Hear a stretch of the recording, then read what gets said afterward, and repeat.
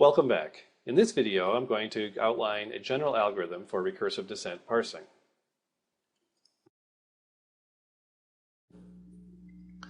Before I dive into the details of the recursive descent parsing algorithm, let me just define a couple of small things that we're going to use throughout this video. Token is going to be a type, and we're going to be writing code, and so token will be a type of all the tokens. And the particular tokens that we'll use in the example are things like int open, paren, close paren, plus, and times. And so token is a type, and these things are instances, values of that type. And then we're going to need a global variable called next that points to the next token in the input stream. And if you recall from the previous video, we used a big arrow to point into the input to indicate our current position. The global variable next is going to play the same role in our code. So let's begin. The first thing we're going to do is define a number of Boolean functions. And one function we have to define is one that matches a given token in the input. So how does this work? Well, it takes as argument a token, okay, and this is of type token again, and then it just checks whether that matches what's currently pointed to in the input stream. So is TOK equal to the thing pointed by next? And notice that as a side effect, we increment the next pointer. And what's returned then is a Boolean. This is either true or false. So yes, the token that we passed in matches the input, or no, it doesn't. And again, just to stress this, notice that the next pointer is incremented regardless of whether the match succeeded or failed. Now, another thing we need to check for a match of is the nth production of S. So this is a particular production of a particular non-terminal S. And we'll denote that by a function that returns a Boolean, and it's written as S sub n. So this is a function that only checks for the success of one production of S. And I won't write out the code for that now. We'll see that in a minute. And then we're going to need another function that tries all the productions of S. So this one is going to be called just S with no subscript, And so what this one will succeed if any production of S can match the input. All right, so we're going to have two classes of functions for each non-terminal. One class where there's one function per production, and it checks just whether that production can match the input, and then one that combines all the productions for that particular non-terminal together and checks whether any of them can match the input. Okay, that's the general plan. Now let's see how this works for some specific productions. And we'll just use the same grammar that we used in the last video. The first production of that grammar is E goes to T. And now what we want to do is we want to write the functions that are needed to decide whether this production matches some input. And this one happens to be simplicity itself, and it's easy to see why.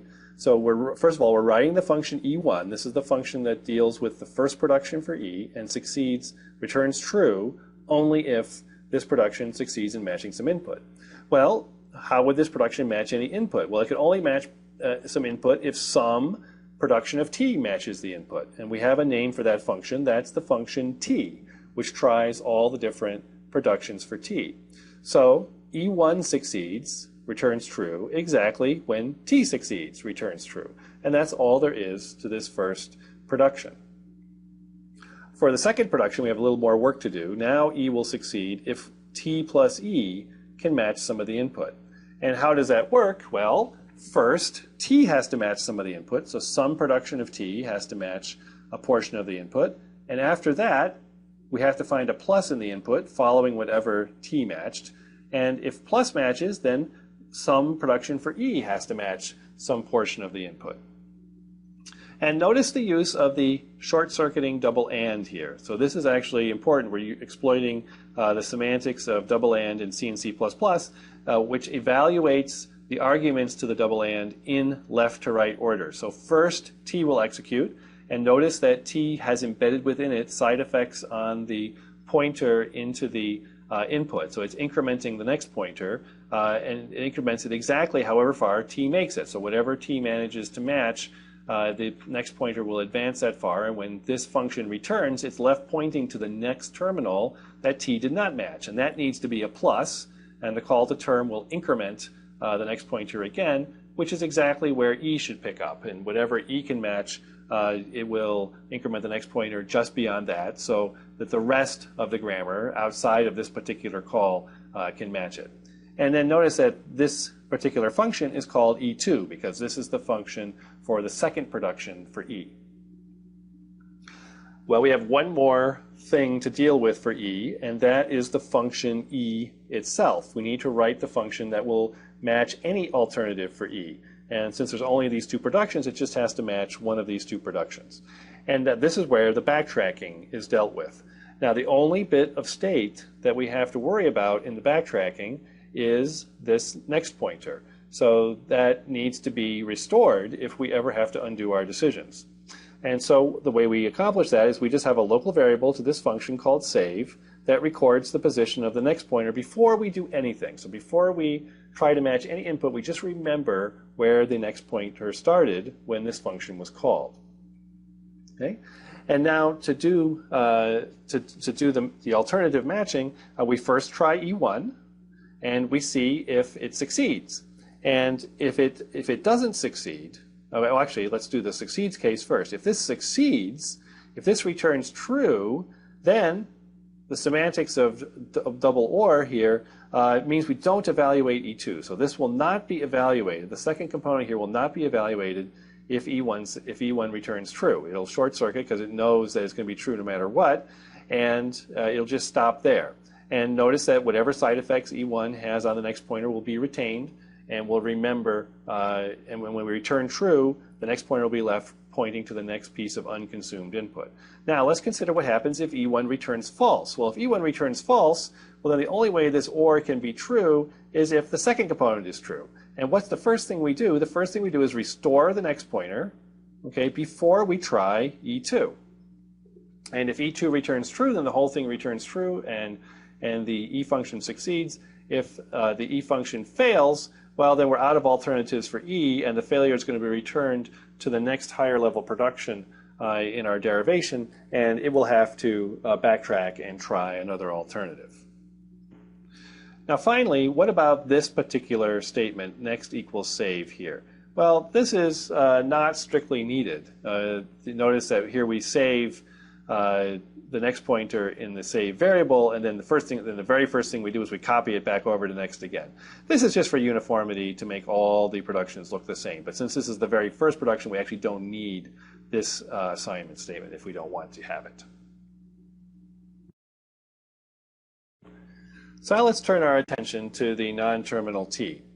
There are three productions. The first one is that t goes to int, and that's a simple one to write. We just have to match the terminal int. So the next thing in the input has to be an integer, and if it is, then T1 succeeds. T2 is slightly more complex. That's the production int times t. T goes to int times t. So we have to match an int in the input, followed by a times, followed by something that matches any production of t. The third production is t goes to open paren E close paren. So what has to happen, we have to match an open paren first, and then something that matches one of the productions of E, so we call the function E there, and then finally a close paren. And then putting all three of these together in the function T that tries all three alternatives, we just have exactly the same structure we had for E. So we save the current input pointer, and then we try the alternatives T1, T2, and T3 in order. And at each step, we restore the input pointer before we try the next alternative.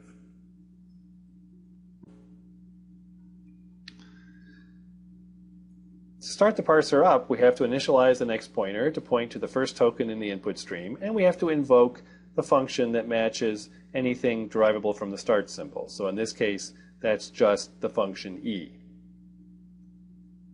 And recursive descent parsers are really easy to implement by hand. In fact, people often do implement them by hand in just following the discipline that I showed on the previous slides. To wrap up this video, let's work through a complete example. So here's our grammar, and here is all the code for the recursive descent parser for this grammar, and here is the input that we'll be looking at. And we're going to just mark the next pointer, pointing to the initial token of the input. All right, and I'll also draw the parse tree that we're constructing at the same time. So we begin by invoking the start symbol. So we're going to be trying to derive something from E. And the first thing we'll do is we'll try the first production. So we'll try E1. And what does E1 do? E1 is going to try T. It's going to try and derive something from T. So our possible parse tree looks like this. And so we invoke T. And what is T going to do? It's going to try all three productions for T in order. And so it's going to call T1, and we'll see that T1 is going to fail because it's going to try an int. And I won't put it in the parse tree since it isn't going to work, but the int is not going to match the open paren. So that's going to return false, which will cause us to backtrack. It'll reset the input pointer, okay, and to the beginning of the string, and then it'll try T2. And T2 is also going to ask, well, is the input pointer equal to an int? And recall that the term function here always increments the input pointer. So in fact, this pointer is going to move over one token, but this is going to return false because int doesn't match open paren. So we'll come back here. The input pointer will be restored back to the beginning of the string, and then it's going to try the alternative T3. Now when we finally get to T3, something good is going to happen. The first thing it's going to do is going to ask, is the first thing in the input an open paren? And in fact it is. And so the input pointer will advance to point to the int. And then it's going to try to match something derivable from E. So now we have our first recursive call to E. We're back here at E, and it's going to try E1 first and then E2. And so it calls E1, and E1 will only match something if it can match T. Okay, so this is we're down here inside of E now, and then we're going to call T. And what's T going to do? Well, it's going to try all three productions for T in order, the first one of which happens to be the single token int. And that is going to match. It's going to call term int. T1 is calling term int, and that matches the next token in the input stream. So we're happy about that. The input pointer advances again. And now we return through all these levels of calls. T1 succeeds, which means that T succeeds, which means that E succeeds. Okay, and now we're back here in the production for T3, and we're going to ask, well, is the next thing that we see in the input a closed paren? And indeed it is. And so a closed paren will be recorded. And now T3 will succeed, which means that T succeeds, this T succeeds. And finally we return to the root call, E, and that returns true, which means that the parse succeeded. That plus the fact that we are now at the end of the input. There's no more input to consume, and we've returned from the start symbol with true, and so we have successfully parsed the input string.